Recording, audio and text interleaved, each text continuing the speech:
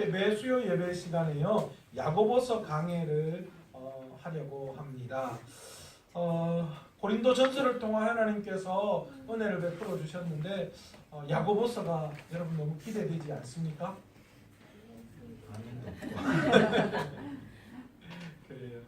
하나님께서 우리 야고보서를 통하여서 또 우리에게 베풀어 주시고 또 가르치시고 또 회복해 하시고 치료하시는 그 은혜의 귀한 말씀, 그 말씀이 귀한 강단에서 전해지기를 간절히 축원합니다. 어떤 목사님이요 부흥의 강사로 초대를 받으셨습니다. 그래서 늦지 않도록 집회에 참석하기 위해서 급하게 차를 타고 가시는 중이었습니다. 그런데 갑자기 가는 도중에 교통사고가 나고 말았습니다. 차에서 내려보니까 중년의 신사분이 함께 그 상대방 차에서 내리시는 거예요. 우리나라에서 교통사고 나면 누가 이깁니까? 목소리 큰 사람이 이기죠. 이 목사님도 내리자마자 다짜고짜 운전을 똑바로 안 하고 뭐 하냐고 그렇게 소리를 질렀습니다. 그랬더니만 상대편 중년의 신사도 만만하지 않았습니다. 눈은 어디다 두고 다니느냐고 그렇게 서로 소리를 질러댔습니다. 절대 우리나라 교통사고는 절대 두 사람이 합의를 볼 수가 없습니다. 이 두 분도 어쩔 수 없어서 경찰을 부르게 되었고요. 보험사까지 불러서 겨우 두 사람이 사고 처리를 하고 헤어졌습니다. 다행히 부흥의 시간에 늦지 않고 도착을 했고요. 또 근데 놀랍게도 집회 가운데 은혜가 충만했어요. 부흥에 참석했던 어느 장로님이요. 그런 이야기를 하셔서 그 목사님에게 목사님 오늘 너무너무 은혜 받았습니다. 그러니까 우리 교회에도 와서 이번 주에 우리 교회도 와서 좀 귀한 말씀 전해주셨으면 좋겠습니다. 제가 가서 우리 목사님에게 말씀할게요. 그렇게 이야기를 하셔서 그 목사님 흔쾌히 그렇게 하겠다. 그렇게 약속을 잡았습니다.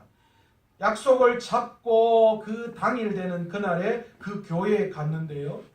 그런데 그만 큰 낭패를 당하고 말았습니다. 왜일까요? 그때 그 중년의 신사가 그때 그 사람이었습니다. 사고 났던 그 중년의 신사가 그 교회의 목사님이셨습니다. 여러분, 목사다, 장로다, 권사다, 교회 직분이 그리고 또한 어떻게 보면 내가 신앙의 연륜이 내가 교회 다닌 지 10년 됐다, 20년 됐다, 30년 됐다. 우리는 3대째 예수를 믿는다. 이게 어느 순간인가 교회 다니는 그 성도들에게 자랑거리가 됐어요. 우리는 말이야 3대째 말이야. 우리는 옛날 선교사님을 통해서 복음을 받아들였다. 저도 약간 그런 스타일이에요. 저도 그래요. 저희 아버지가 제가 그래서 저희 아버지가요 포항에서요 선교사님 통해서 어릴 때 전도 받아가지고 집안을 복음화 시키신 분이 제가 그렇게 했는데요. 여러분 그런데 그리스도인답게 살아간다라는 것을 이야기할 때에 과연 이런 것들이 과연 우리가 생각하는 그런 그리스도인답게 살아가는 자격 조건이라고 할 수 있겠느냐라는 거예요. 목사가 되고 장로가 되면 교회를 10년 다니고 20년 다니고 30년 다니면 그리스도인다운 삶을 살아간다라고 자동으로 그렇게 된다라고 우리 이야기할 수 있습니까? 세상 사람들 보면요. 목사님 때문에 상처받은 사람 너무 많아요. 그렇죠? 기업하고 사업하고 장사하는 사람들은 교인들 좀 안 왔으면 좋겠다. 자기도 교인이면서. 인테리어 하시는 예전에 제가 대구에 전도사 시절 할 때에 인테리어를 하시는 집사님이 한 분 계셨는데요. 자기는 죽어도 교회 공사는 안 한대요. 왜 그러세요? 그랬더니 교회 공사하면 어느 날은 목사님이 와서 이래라 그러고 그 다음 날은 장로님이 와서 이래라 그러고 그 다음 날은 권사님이 와서 이래라 그러고 도대체 어느 장단에 맞춰야 될지 모르겠다. 그리고 또 어떤 견적서를 내밀면 장로님들이 오시고 권사님들 오셔서 이거는 왜 이렇게 비싸냐고 옆집에는 누가 이거는 얼마 주고 했던데 이걸 왜 이렇게 비싸게 받냐고 나는 도저히 까탈스러워가지고 교회 공사는 못하더라 그런 이야기를 하신 적도 있습니다.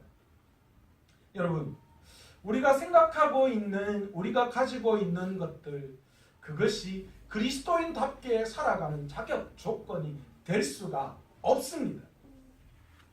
한국교회가 점점 무너져가고 있다라고 우리 모두가 다 입을 모으고 있습니다. 우리 대한민국이요, 이 우리나라에 복음이 처음 들어왔을 때, 그때 평양에 말씀이 흥황할 때에 그 능력이 얼마나 강하게 나타났는지요. 그 능력이 전국 방방곳곳으로 퍼져나갔고, 그래서 그때 교회가 세워지고 한국이 이렇게, 조선이 이렇게 부흥하고 발전하는 나라가 되었어요. 그런데 어느 순간 우리 스스로가 교만하기 시작했어요. 하나님 없이도 살아갈 수 있을 것만 같은 그런 생각을 가지고 점점 하나님을 멀리하기 시작했어요. 그 결과 어떻습니까? 엄청난 문제들이 한국 안에 일어나고 있어요. 기독교인들이 세상 사람들에게 요즘은 다 외면받아요. 옛날에는 교회 다닌다 그러면 어쩌면 보증수표처럼 생각했을 때가 있었어요. 아유, 교회 다니세요. 그러면 분명하지요. 어떤 분이 이야기를 들었던데, 옛날에 이 자동차를 타고 가다가 경찰에 단속을 당했는데, 내가 목사인데, 그렇게 이야기했더니, 목사님이셔요. 아유, 목사님이시면 분명하죠. 그렇게 그냥 보내주시는 그런 일도 있었다는 이야기를 들었습니다. 옛날에 목사라면, 장로님이라면, 아니면 교회를 다닌다면 그게 보증수표인 적도 있어요. 우리 장장님도 지난번에 말씀을 잠깐 들어보니까, 그죠? 누굽니까? 그 사돈 장로님, 장로님이시라고 그래서 시집 보냈다 그런 이야기 하시던데, 저희 집도 그랬어요. 저희 막내 이모가 있는데요. 그 막내 이모가 결혼할 때에 저 집에 그 형부가 장로님이니까 믿을만하다. 그래서 딸 이렇게 결혼시켜도 되겠다. 그렇게 이야기했었거든요. 그런데 요즘은 어떻습니까? 요즘은 그런 시대 아니에요. 장로님 집안이고 목사님 집안이고 교회를 20년 30년 3대를 다닌다 하더라도 알아볼 건 다 알아봐요. 도리어 그 교회 전화해서 그런 분들 어떠냐고 더 확인하는 그런 일까지 일어나고 있는 게 사실입니다. 요즘 사람들에게 교회 다닌다 그러면 도리어 욕먹어요. 인터넷에서도 교회에 대한 어떤 글들이 올라오면 그 뒤에 댓글을 보면요, 차마 읽을 수 없을 내용들, 엄청난 욕들이 완전히 도배를 하고 있는 것이 사실입니다. 한동안 우리는 세상 사람들에게 전도를 이렇게 했습니다. 예수 천당 불신지역, 당신은 죄인입니다. 그런데 놀랍게도요, 이 이야기를 듣고 60년대, 70년대 이때는 어떤 일이 일어났어요? 그들이 그 이야기, 그 메시지를 듣고 교회로 오는 은혜가 나타났어요. 그런데 요즘은 어떻습니까? 요즘 만약에 그런 이야기하면 우리가 도리어 어떤 이야기를 듣습니까? 요거 제가 준비했는데 이영애 버전이에요. 이영애 버전. 너나 잘하세요. 니나 잘해라. 그런 이야기 들어요. 왜 한국교회가 이렇게 되었을까요? 왜 교회와 성도들이 이런 소리를 들어야만 할까요? 우리나라가 선교 130년 역사 속에서 전 세계에서 선교사를 인구 대비로 가장 많이 보냈던 나라, 그렇게 뜨거웠던 성령의 역사가 일어났던 그런 나라인데, 그런데 그런 나라가 연일 교회와 성도들 그리고 목회자들의 문제들로 몸살을 앓고 있어요. 한동안 좀 조용하다 싶으면 어디서 또 뭐가 또 벙하고 터지는데, 강남에 무슨 S교회 또 어디가 벙하면 어떤 교회가 또 재정 문제로 뭐하다, 또 좀 있으면 벙하니 교회 안에서 두 부류로 나누어서 성전에서 1층에서는 어떤 쪽파 쪽에서 예배드리고 2층에는 대파 쪽에서 예배드린다 하고, 그런 일들이 연일 벌어지고 있어요.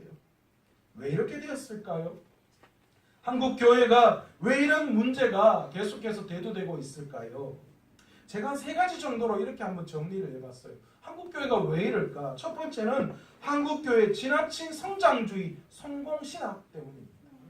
80년대 우리가 경제가 한참 달려나갈 그때부터 시작해서 한국 교회 안에서도 성장주의, 성공신학이 대두되기 시작했어요.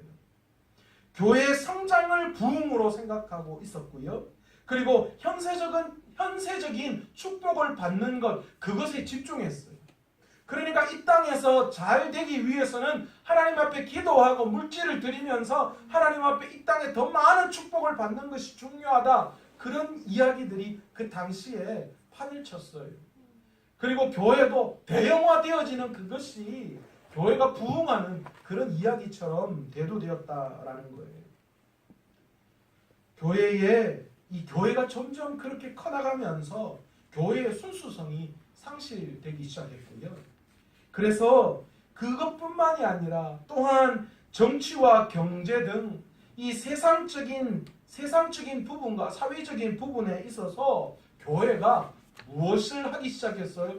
서로 유착관계가 형성되기 시작했다라는 거예요. 그러니까 교회 안에서 이권이 일어나고요. 그냥 적당히 교회가 세상과 타협하는 그런 일들도 일어나게 되었다라는 겁니다. 두 번째로 한국 교회가 이렇게 욕을 먹는 이유는 무엇이냐? 교육자들의 세속화 그리고 리더십의 부족에 있다. 저는 그렇게 생각합니다. 교육자들이 세속적인 출세지향주의로 바뀌었어요. 쉽게 말하면 포퓰리즘 속에 사로잡혀 있다는 거예요. 목사님들이 인기몰이를 하고 있어요. 그래서 강단이 쇼처럼 바뀌어지게 되었고요. TV에 나와서 헛소리하면서 재밌는 이야기하면서 그런 위주로 그래서 인기몰이하면서 사람들의 인정을 받는 것에 교육자들이 집중하기 시작했다라는 거예요. 그리고 또한 교회 건물의 대형화를 목회 성공으로 교육자들이 생각하고 있다라는 거예요. 그래서 너나너나 할 것 없이 여러분 아시잖아요. 우리 인근 여기도 마찬가지고 이 한국 교회 안에 너나나나 할 것 없이 어느 순간인가 이 교회를 세우는 교회를 대형화하는 데 집중하기 시작했어요. 재정적으로 성도들 여러 가지 형편은 전혀 살피지 않고 물론 모든 것 속에서 건강하게 교회를 세워나가는 것은 아주 좋은 일입니다. 제가 교회를 세우는 것 자체를 부정하는 건 아닙니다. 그런데 여러 가지 것들을 생각하지 않고 무조건 교회를 좋게 대형화, 멋지게 만들어 놓으면 교회가 성장할 것이다 생각하고 무리한 성장주의에 빠져서 교회를 새롭게 건축하고 하는 그런 일들이 생겨났다라는 거예요. 또한 교육자들의 도덕적인 상실, 도덕감의 상실이 일어나기 시작했어요. 교육자들이 타락하기 시작했다라는 거예요. 그리고 무자격 교육자들이 너무 많이 생겨났어요. 심지어는요, 비행기 타고 갈 때는 집사였는데 비행기 타고 오니까 목사가 돼 있더라니까요. 그런 일들이 비일비재하게 일어나고 있는 게 사실이에요. 무허가 중소교단들 도대체 이게 무슨 어디에 속해 있는지 알 수 없는 그런 교단들이 생겨나서 거기에서 무작위로 목사들이 나오면서 그 목사들이 여러 가지 많은 문제들을 야기시키더라라는 거예요. 세 번째 한국 교회가 이렇게 된 것은 신학의 부재입니다. 어떤 신학의 부재이냐? 오늘날 한국 교회는 기독교를 지나치게 구원의 종교로만 묶어놨다라는 거예요. 이거 잘못 끊어 들으면 저 큰일 납니다. 통으로 들으셔야 돼요. 물론 현재를 살아가는 우리들에게 구원은 굉장히 중요한 겁니다. 우리가 신앙생활을 하는 이유도 구원받기 위해서 하는 게 맞습니다. 그러나 구원을 내세적인 의미에만 두고 이해를 한다면 그것은 너무 폭 좁게 이해하는 것이다 라는 거예요. 예수님을 입으로 시인하기만 하면 천국 간다는 그런 단순한 논리가 교인들 사이에서 팽배해지기 시작했어요. 그러니까 뭐 다른 거 어떤 것도 없고 그냥 입으로 시인하기만 하면 천국 갈 수 있어요. 그렇게 이야기했어요. 우리도 그렇잖아요. 우리도 전도할 때 보면 사형리 하면서 영접 기도한다고 앉혀놓고는 그냥 자, 저 따라하세요. 저만 따라하면 돼요. 그렇게 저를 따라하게 해놔놓고는 마지막에 뭐라 그래요? 이제 형제님은 이제 자매님은 이제 하나님의 자녀가 되었습니다. 이제 천국 갈 수 있게 되었습니다. 우리가 이렇게 이야기했다라는 거예요. 물론 이것이 잘못되었다라고 말씀드리는 거 아닙니다. 그렇게 하는 게 지옥 간다 그런 뜻도 아닙니다. 제가 말씀드리고 싶은 것은 교회가 진정으로 죄의 용서를 갈구함 없는 자에게 무작위로 그렇게 세례를 베풀고 죄 용서를 진정으로 선포하지 않고 그리고 또한 제대로 된 권징과 징계가 없는 세례가 무작위로 베풀어지더라라는 거예요. 참된 고백이 없는 그냥 내 마음속으로는 전혀 그걸 인정할 수 없는데 단지 형식적으로 세례받았다고 해서 성찬이 그런 마음으로 그냥 아무런 제재 없이 그냥 행해지고 있는 그런 것이 사실이더라라는 거예요. 우리가 하나님의 자녀로 제자로서 마땅히 치루어야 할 십자가의 대가는 전혀 언급하지 않은 은혜가 교회 안에 판을 치고 있어요. 제가 왜 이런 이야기를 하느냐 하면요. 오늘 야고보서를 기록한 야고보 사도와 바울이 이야기한 바울의 구원론과 첨예하게 다르게 여겨지고 있었다라는 거예요. 바울의 구원론은 무엇입니까? 이신칭이라고 이야기하는 거예요. 우리가 믿음으로 의롭게 되어진다라는 거예요. 그러니까 우리가 입으로 주님을 시인하면 우리가 그것으로 말미암아 의인이 될 수 있다라고 그렇게 강조를 했던 거죠. 그런데 야고보는 전혀 다른 이야기를 하고 있어요. 행함이 없는 믿음은 죽음이다라고 그렇게 이야기하고 있는 거예요. 도대체 과연 그렇다면 우리가 이 말씀을 통하여 누구의 이야기를 따라야 하는가? 아무래도 성경 많이 쓴 사도 바울의 뜻을 따르는 게 맞는 것 같죠? 도대체 누구 이야기를 따라야 하는가라는 거예요.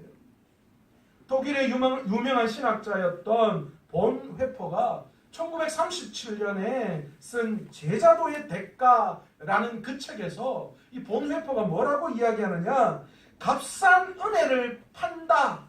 교회들이 하나님의 그 십자가의 놀라운 그 은혜를 너무나 값어치 없이 값싸게 팔아버리는 일들이 일어나고 있다라고 비판을 했어요. 여러분, 켈빈이 왜 종교개혁을 했습니까? 우리 개신교가 캐톨릭에서 왜 종교개혁을 해서 신앙의 순수함을 찾아 나왔습니까? 캐톨릭에서 뭘 팔았어요? 면죄부를 팔았어요. 그게 뭐 하는 거예요? 아무런 죄에 대한 통회와 통찰과 회개, 진정한 회개 없이 돈으로 그냥 그 종이 쪽지 하나 사면 구원을 받을 수 있다는 그런 신앙이 캐톨릭 교회 안에 퍼져나갔던 거예요. 그러니까 그걸 볼 수가 없는 거예요. 진실한 마음이 없는, 진정한 회개가 없는 종이 쪽지 하나 받아서 내가 죄 사함을 받았다라는 그런 말도 안 되는 일이 캐톨릭 교회 안에 일어나는 것을 보고 켈빈이 그것을 가만히 볼 수가 없었어요. 그런데 지금 어떤 일이 일어나고 있어요? 본 회퍼는 전 세계 교회를 향하여 지금 우리가 믿는 신앙이 그렇게 값어치 없는 값싼 신앙으로, 값싼 은혜로 그 하나님의 구원이 전락해버렸다는 거예요. 한국 교회가 왜 이렇게 되었습니까? 지금 왜 이 문제 가운데 있습니까? 우리가 이야기하는 그 구원의 은혜, 그 놀라운 십자가의 은혜가 지금 아무렇지도 않게 취급받고 있다는 거예요.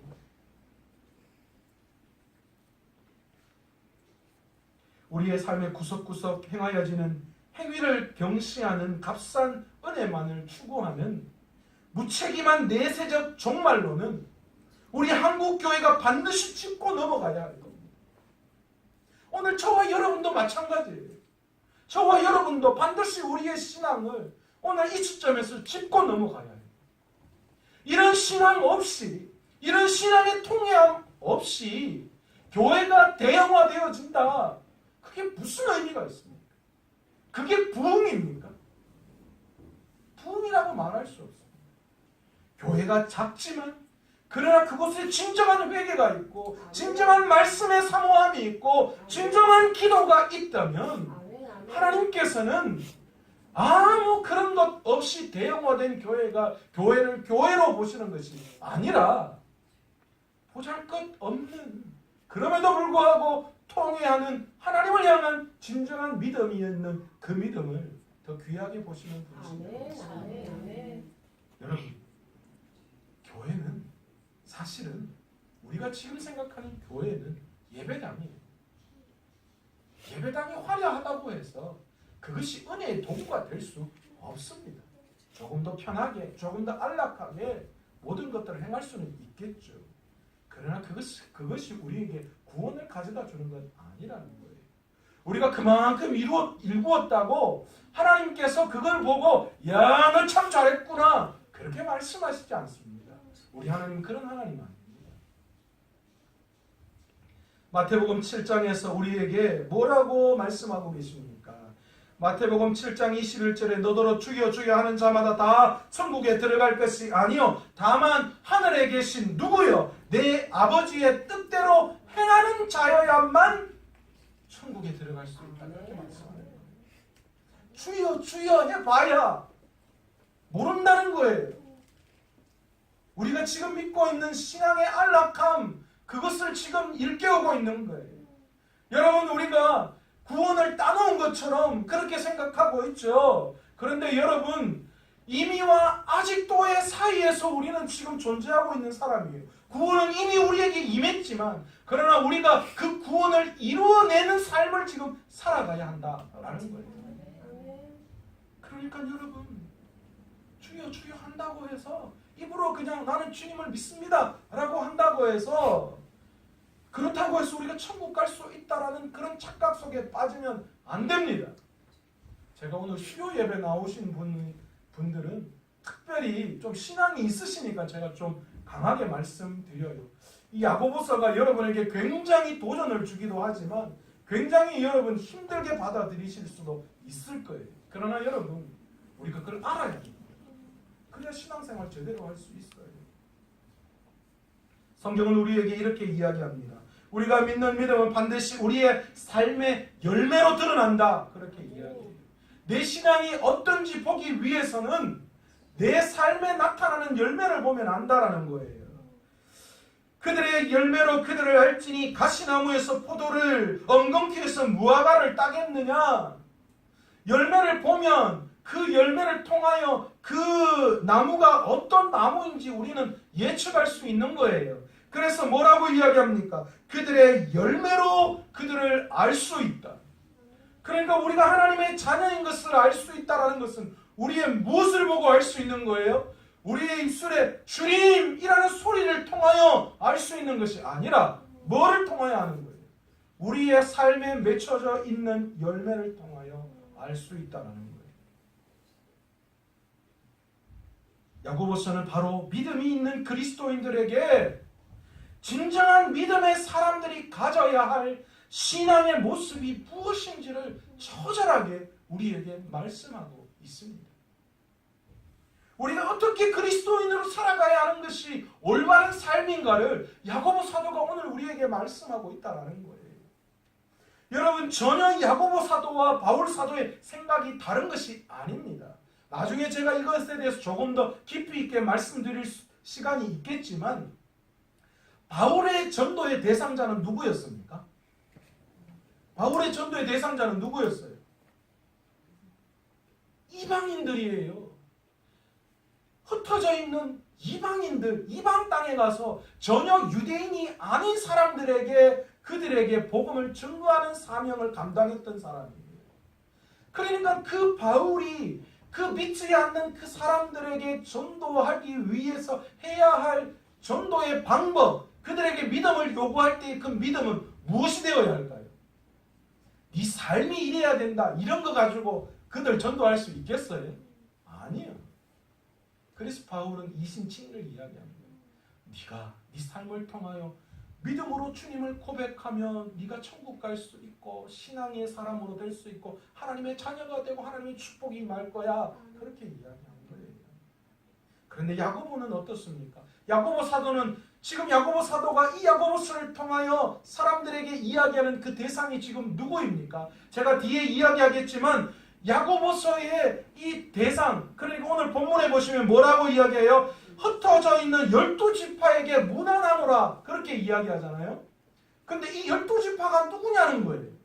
두 가지 학설이 있습니다. 진짜 12지파, 이스라엘의 12지파, 흩어진 12지파로 보는 그런 설이 있고요. 또 한 가지 설은 이 흩어져 있는 이 12지파를 통하여 복음을 받아들인 진정한 그리스도인 전체를 이야기하는 것이다라는 거예요. 저는 여기에 무게감을 더 줘요. 그러니까 우리 모두가 거기에 해당하는 거예요. 예수님을 주인으로 고백하고 주님을 따르겠다라고 이야기한 모든 이 이방 땅, 유대인을 포함해 유대 지역을 포함해서 모든 이방 땅에 살고 있는 그 모든 사람이 12지파, 야고보 사도가 이야기하는 12지파다라는 거예요. 그들에게 지금 이야기하는 거예요. 우리에게 이야기하는 거예요. 생판, 생짜, 생고구마 갖다 놓고 지금 그 이야기하는 거 아니에요. 지금 생판, 지금 예수 전혀 안 믿는 사람 갖다 놓고 지금 문안하노라 하고 야고보가 바로 뭐 이야기합니까? 지금 내 형제들아 너희가 여러 가지 시험을 당하거든 온전히 기쁘게 여기라. 그 말 할 수 있겠어요? 생고구마한테? 없어요. 그러니까 야고보 사도는 지금 철저하게 그 대상이 누구라는 거예요? 믿는 사람이에요. 신앙의 삶을 살아가는 사람이에요. 진정한 하나님을 자신의 주인으로 모시는 사람, 예수님을 따르겠다고 고백한 바로 우리들을 이야기하는 거예요. 바로 우리들에게 그 메시지를 전하고 있습니다. 오늘 야고보 사도 이 야고보서를 기록한 이 야고보서의 저자는 누구인가? 여러분 성경에 야고보라는 이름을 가진 사람이 몇 명 등장하는지 아십니까? 얼핏 해도 누구 있습니까? 예수님의 제자 중에 야고보가 있었잖아요. 세베대의 아들 야고보, 또 알페오의 아들 야고보, 그 다음 또 한 사람의 야고보가 등장합니다. 누굽니까? 예수님의 동생 야고보. 자, 그럼 퀴즈 나갑니다. 그러면 야고보서의 기록 저자는 누구일까요? 1번 세베대의 아들 야고보, 2번 알페오의 아들 야고보, 3번 예수님의 동생 야고보. 네? 1번, 2번, 3번. 1번. 이럴 때 손 잘 드셔야 돼요. 눈치 잘 보고 많이 들으면 돼. 2번. 3번. 예. 3번. 예수님의 동생 야고보입니다. 그런데 여러분 아세요? 예수님의 동생들이요 좀 많았어요. 야고보, 요셉, 시몬, 유다. 마태복음 13장 55절에 이 예수님의 형제들을 소개하고 있잖아요. 이렇게 야고보, 요셉, 시몬, 유다 이렇게 나오고 있는데 그런데 여러분 놀라운 건요. 예수님의 동생들인데 신앙이 있었을까요? 없었을까요? 신앙이 있었겠어요? 없었겠어요? 있었으면 제가 말하겠어요. 없었으니까 말하지. 그런데 이 예수님의 이 동생들이요 예수님의 전도 사역을 중지하도록 예수님에게 설득하고 있습니다. 뿐만 아니라 예수님이 세상에 계시는 동안에 형제들과 더불어 예수를 그리스도라 믿지 않았다 그렇게 이야기하고 있어요. 요한복음 7장 5절에 그걸 이야기했어요. 이는 그 형제들까지도 예수를 믿지 아니함이라. 그러니까 예수님의 형제들도 예수님을 메시아로 여기지 않았다. 그래서 심지어는 예수님의 전도 사역을 중지하도록 이야기했다. 그렇게 하는 거예요. 그런데 놀라운 일이 벌어지고 있습니다. 무슨 일이냐? 부활하신 예수 그리스도를 그들이 목격하고 난 다음에 다메섹 도성에서 사도 바울이 예수를 만나고 완전히 변화되었던 것처럼 이 예수님의 동생들이요 부활하신 예수님을 만나고 목격하고 난 다음에 그의 삶이 완전히 바뀌어졌다라는 거예요. 고린도전서 15장 7절에 보시면 예수님이 부활하신 이후에 목격한 예수님이 부활하신 그 모습을 목격한 사람들을 소개하고 있습니다. 그 사람을 소개할 때에 게바에게 보이시고 12제자에게 보이시고 그리고 500여 형제에게 보이시고 그 다음에 7절에 보시면 뭐라고 이야기하느냐? 그 후에 야고보에게 보이셨으며 그 다음 뭐라고 이야기합니까? 그 후에 만삭되지도 않은 나에게, 내가 누굽니까? 바울이죠. 바울에게도 보였다. 그렇게 이야기합니다. 그러니까 예수님의 동생들이요, 부활하신 예수님을 만나고 난 다음에 삶이 완전히 달라집니다. 예수님 공생의 시절에 예수님을 따르지 않았던 예수님의 형제들은 모두 초대교회의 중심 인물들이 다 되었어요. 십자가와 부활 사건은 예수님의 형제들에게도 큰 충격과 함께 확실한 믿음을 주었던 것입니다. 그래서 나중에 야고보는요, 이 야고보는 심지어 예루살렘 종교 회의를 할 때에 그 모든 것들을 주관하는 그런 예루살렘 이 총회의 의장격인 그런 위치에까지 올랐던 사람입니다.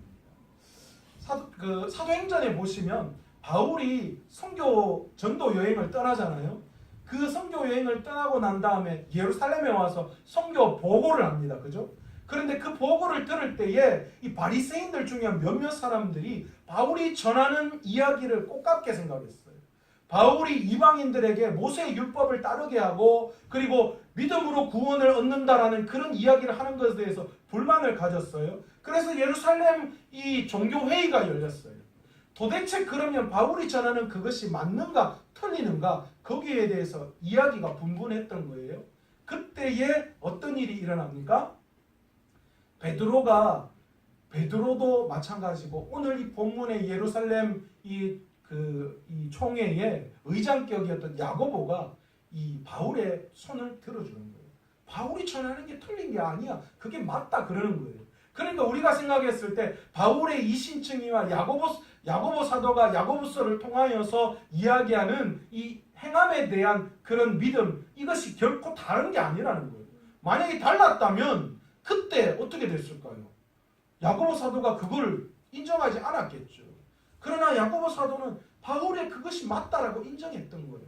그러니까 이제 과거에 이 야고보서를 보고 지푸라기 서신이다라고 이야기했거든요. 왜냐하면 행위를 강조하는 그것들이 켈빈이나 이 종교 개혁자들 눈에는 이게 좋게 안 보였던 거예요. 그래서 야고보서는 좀 이상하다, 자기네들도 이해할 수 없다, 그렇게 지푸라기처럼 여겨지는 그런 성경이었는데, 그러나 잘못했었던 거예요. 그렇지 않습니다. 대상이 다르고 목적이 달랐던 거예요. 그것을 우리는 오늘 이 사도행전이나 신약 성경을 통하여 우리는 증명할 수 있다라는 것이죠. 말씀을 맺도록 하겠습니다. 야고보서 제가 처음 시작하기 위해서 좀 배경을 여러분에게 설명하려고 오늘 이 말씀을 좀 드리는 건데요. 야고보서의 저자는 예수님의 동생이었던 야고보였습니다. 이 사람은 예루살렘 총회의 의장격인 역할을 감당하는 그런 위치에까지 올랐던 사람입니다. 야고보서는 흩어져 있는 12지파, 그러니까 믿음의 초자가 아니라 믿음의 길을 걸어가는 그런 신앙의 길을 걸어가는 그 사람들에게 너희들이 어떤 모습, 진정한 믿음의 사람인가 라는 것을 보여주고 가르쳐주기 위해서 야고보 사도가 펜을 들었다라는 거예요. 그 이야기를 우리가 이제 야고보서를 통하여서 하려고 합니다. 이제 여러분은 야고보서 강의를 다 들은 거랑 마찬가지니까 여러분 집에 가서 야고보서를 읽기만 하면 아하, 이게 그 이야기구나 이제 알 수 있는 거예요. 여러분, 오늘 우리가 믿는 신앙, 우리가 그리스도인이라고 이야기하면서 우리 안에 과연 우리는 어떤 신앙의 열매를 맺고 있습니까? 우리가 어떤 삶을 살아가야지 하나님이 기뻐하시는 삶, 진정한 제자로서의 삶을 살아간다라고 이야기할 수 있을까요?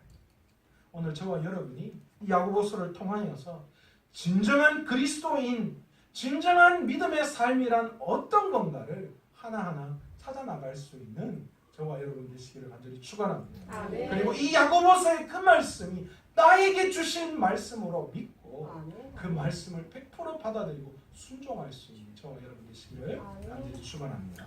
오늘 이 시간 말씀을 생각하시면서 한번 기도하기를 원합니다.